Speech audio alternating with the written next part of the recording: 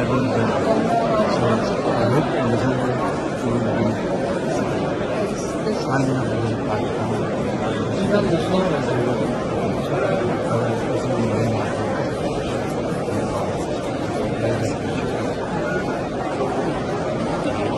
Again, I asked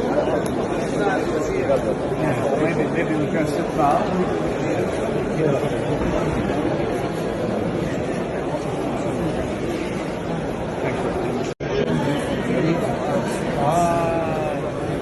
And you look very elegant.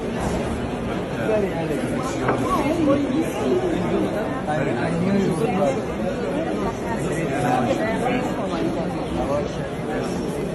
How is he now, health-wise? He's in London. He's having his Check-up? medical treatment over there.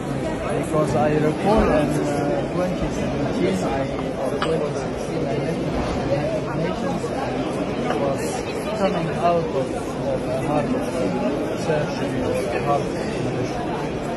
Very kind of him to say some very good words about my brother. And about you too. Politics is politics, Prime Minister, meaning you might have